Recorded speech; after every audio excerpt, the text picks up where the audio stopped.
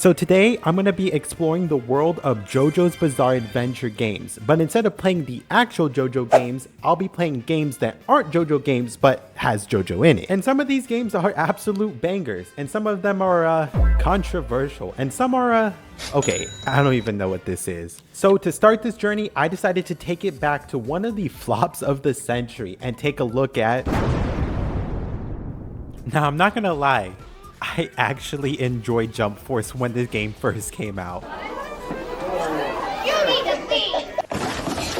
And I actually have like over 200 hours played in this game. Jump Force is such a weird game though, because as I went back to try and play it to play the Jojo's characters, I found out that apparently this game is just like erased from history. You can't even buy it digitally on the PlayStation Store anymore. And in this game, they have two Jojo characters of both Jotaro and Dio, and they later released a DLC to add in Giorno, which is an interesting character to add, but you can't even buy DLC anymore for this game. Not saying that I was gonna spend money on this game. I'm very guilty of actually buying this game day one for the full $60, which is definitely a regret I kind of live with, but I've actually never seen a game get so much hate that they made DLC and then later we're just like, yeah, let's just scrub this completely from history and pretend like this didn't happen. So we're only going to be able to play both Jotaro and Dio. I guess sorry to the one Jump Force fan out there that actually bought Giorno. Now, the representation of the Jojo characters in Jump Force is actually not that bad. And I started off by hitting a quick training mode so I can get back up to speed on how this game plays. And honestly, aside from the fact that this game has a pretty questionable graphics, this may be a little bit controversial, but I actually don't think the Jojo characters look too bad with this art style. They actually kind of fit in. It kind of makes me think that if this game would have just been a complete Jojo game with all of the characters in this art style, it would have actually turned out decent. The fighting in this game is not too bad, and it's not too hard to just pick up and learn again to play. Jotaro and Dio are both basically the safest option you can put for putting the Jojo characters in a game, and they both play very similar to each other, as, I mean, in the anime, they're both very similar. And of course, they have a pretty standard moveset for what you expect of Jotaro and Dio, just a lot of aura and Muda attacks. And of course, like almost every Jojo game, Dio's finisher is going to be the Road Roller, but you can definitely tell that they took some time to look at the characters and implement them pretty well. I mean, even things like Dio's running animation, it all just really fits the characters. And I've already said it before, but it's really a shame because there's so much that this game does well, but there's also just so much that it doesn't do well. Now, when I played this game back in the day, I was somewhat of an Asta demon, so I wasn't too familiar with playing both Jotaro and Dio, but after hitting the training mode and getting a sense of my former self, I had a little bit of confidence, and so I decided to take this online. And surprisingly, with how this game is basically erased and you can't even buy it, and it did say that apparently the online servers are going to be closing down, I was actually able to find a match pretty quickly. But you have to think about the type of person that would still be queuing online for Jump Force in 2025, because I was pretty quickly reminded on why I ended up quitting this game, and it would frustrate me so much. You know, I'm actually very surprised that there's still people that play this game. A few moments later. Oh my god, there's actually no way that after all these years I pick up the game again and they still have not balanced Rukia. Like, this is absolutely ridiculous. I literally can't even move. This is ridiculous. So yeah, safe to say playing online mode brought back some pretty traumatic memories for me.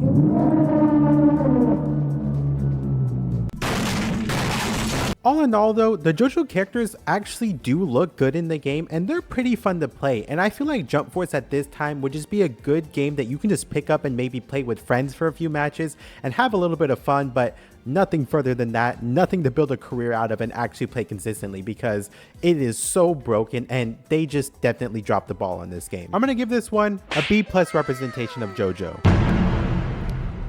Next up, we have another Shonen Jump game, and this is another one that I played pretty consistently and was a lot of fun at the time, and that is J-Star's Victory Versus. And I actually only bought this game and learned about it because I thought it was so interesting that they actually had Jojo characters in it, with this one having both Jonathan and Joseph. Now, J-Star's Victory Versus is actually a banger of an anime game, and it's one that I don't see talked about too much. It has all different types of anime specifically from Shonen Jump, and the only critique I really can give this game is the fact that I feel like they could have added a lot more characters. I like the fact that they have both Jonathan and Joseph, but JoJo's has so many characters and it's kind of a shame that we didn't get more. However, for a fighting game like this, I really feel like these were almost the perfect picks of the JoJo cast to put in it. With Jonathan and Joseph both being in the Hamon era of JoJo's, they are a perfect fit for the characters that you find in this game. And when you have moments like when you're playing as Jonathan fighting against people like Naruto and Goku in the setting of Alabasta, there's just something special about this game. Both of their movesets are completely different, so as you play both Jonathan and Joseph, they feel like completely different characters as they are. Jonathan's moveset really makes you feel like an 80s style anime shonen protagonist, very similar to like how Kenshiro is. He's really quick, he has the Hamon attacks, and of course he has the muscles. And he has a lot of attacks that are references to the anime, like the zoom punch or also an attack where he uses a sword. And overall, he plays like how you would expect Jonathan to play in a game like this. Now, Joseph is also great adaptation, except for one thing, and that's his picture icon. Just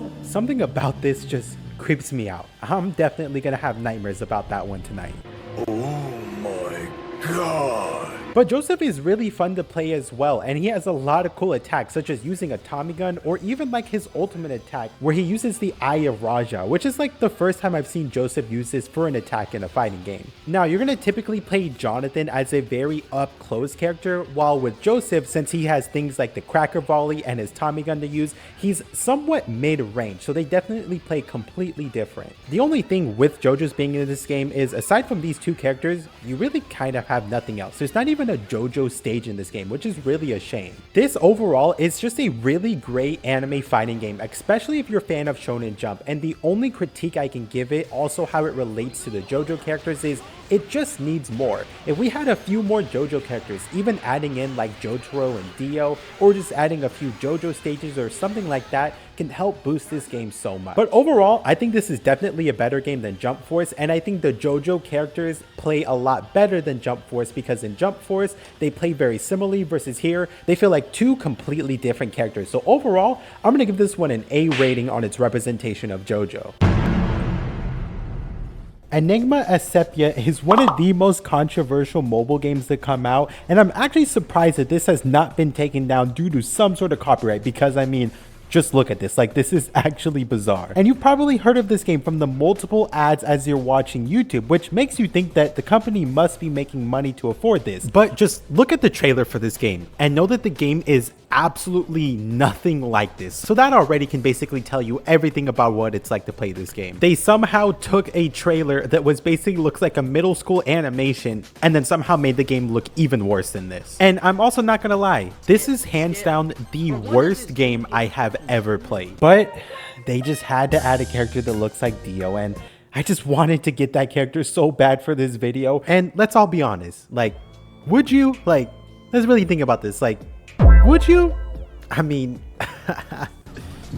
You gonna make me act up. Now, if you're a fan of AFK farming games, you may find some enjoyment in this, but this literally is the type of game that you just kind of set your phone down on a charger and it automatically plays itself. I'm actually fairly convinced myself that this has to be some like background crypto miner, because like I just don't really understand the enjoyment of a game like that. Generally, the gameplay experience for this, especially as you go through the tutorial, is click here, click here, click here, you press the fight button, your characters just do some crazy animations and attacks, and then you just kind of walk along this road and then get into another fight. There's really nothing that you do in this game except for just tap here. That's literally it. Occasionally you level up your characters, but at no point does there really any engaging gameplay. I expected like maybe some turn-based combat or just something to keep you actively engaged, but no, it's just all AFK farming. But I guess I gotta do what I gotta do for that gender bent Dio, so I kept tapping and I kept AFK farming, and occasionally you start getting what I can only describe as primo gems, because I mean they basically look so similar to that, until you get enough and then you can hit a few rolls, because I mean everybody loves gambling, of course, especially gacha gambling. But as I kept rolling for Dio, I mean, it's almost kind of impressive and in a way amazing just how many anime characters they fit into this game. Like, the amount of assets that they ripped off is actually insane. One thing that is good about this game is, although it's obviously a gacha and they're trying to get you to spend money, they give you so many free rolls. And I did get to the point to where I just had to reach stage 150 and then I would basically unlock Dio or Camilla for free. So I did just that. I grinded and basically just let my phone sit there for a few days as I edited this video, and I eventually was able to pull Camilla. And that's when I found out that they also have a gender bent Jotaro, but I don't care about getting that. I'm done with this game. I can't take it anymore, so on to the next one. Overall, F tier representation of Jojo. Jump Ultimate Stars is a game that came out in 2006 for the Nintendo DS, and honestly, this game is an absolute banger. The best way I can describe the game is it's kind of like a Shonen Jump Smash Bros, but not really Smash Bros because you still have a health bar. But man, is there so much content in this game, especially related to JoJo's, but just Shonen Jump in general. And it actually kind of made me sad that this game never got an English release, because if it would have, and if I would have been playing this game back in 2006 when I was just a small kid, I would have absolutely loved this. There are tons of characters all throughout Shonen Jump, but primarily for JoJo's, you play as both, of course, Jotaro and Dio, the one that's in every game. As mentioned, this is somewhat of a Smash Bros style of game, so aside from just having your health bar and in traditional fighting game standards, if that reaches 0, you're dead, you can also tear open the sides of the book to hit your opponents off stage, which that concept alone is just so cool to me. Each character has your normal light attack and heavy attack and 2 super attacks, and these are really your bread and butter that you're going to be using the most, and these are just some of the coolest abilities. But one of the best features of this game is how you build your team compositions, because this is a team fighting game. You have a 4x5 grid to where you can select certain manga panels, and each one of them has different things like different abilities, and some of them may be support characters and just things like that that you can use in your battle. As well as using this is also how you can switch between Jotaro and Dio. But this is also where you get the bulk of the JoJo references in this game, with them having so many different panels you can add. Even for a game coming out in 2006, they even included the GOAT Gyro Zeppelion here. There's actually too much JoJo content for me to go over in this, but there's just so many different panels, and then there's also different JoJo stages, with one of them being that you fight in Cairo, Egypt. For a game that came out in 2006 and being released on the DS, the graphics with its pixel art style still hold up to this day, and this game is almost just like a hidden gem for any sort of Shonen Jump fan. But this does feel like more of a passion project for Shonen Jump, even more than things like J-Stars or Jump Force, because of just how much content they added in. So overall, as far as its JoJo representation, this one's easily getting an A+. I'm actually really sad that this never got an English translation. SENRAN KAGURA can only really be described as the definition of a down bad game, and I also maybe achieved the platinum trophy on this one several years ago. Yo, I'm down bad, bro. Now, on the surface level though, it's a down bad game, but at its core, it's really just another Dynasty Warriors type of game, and for some reason, ever since I was a child, I have just loved these games.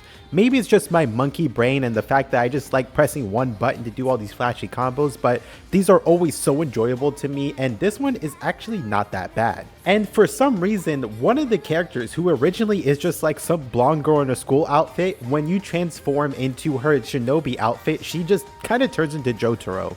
And yes, of course I'm going to have to blur this transformation. I can't show that. I don't want my video demonetized, but YouTube or Google is your best friend if you really want to go see that.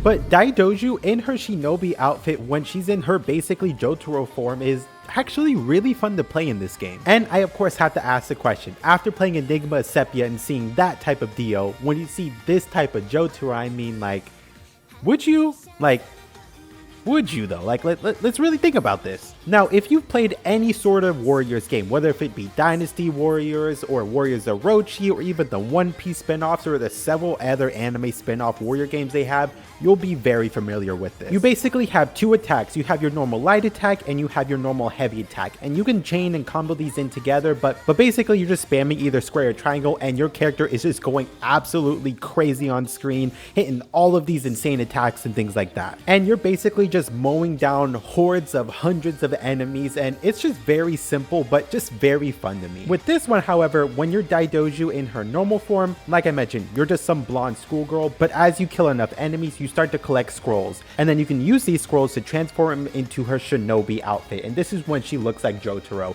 even down to the hat that blends into her hair. With the characters in this game, a lot of them play very differently. Like with you being ninja girls, a lot of them are really fast, while with Daidoju, when you're in her shinobi shinobi outfit, she does feel a little bit more powerful. However, there's no sort of stand representation. She's just basically all hands. So unfortunately, as far as a JoJo reference goes, aside from her just really looking like Jotaro, that's where kind of the similarities end, and there's really not anything more past that. So for this one, it's gonna get a C grade for its JoJo representation. And that concludes our journey into JoJo games that aren't JoJo games. So this was pretty fun to go back and explore some games that I played in the past and also discover some new games. So I hope that you guys enjoyed, and if you have any recommendations for any other JoJo type games I should play, I thought about maybe doing like the Roblox game or maybe a Mugen game, but maybe I'll make a part 2. So definitely leave a comment and like and subscribe if you enjoyed. Thanks.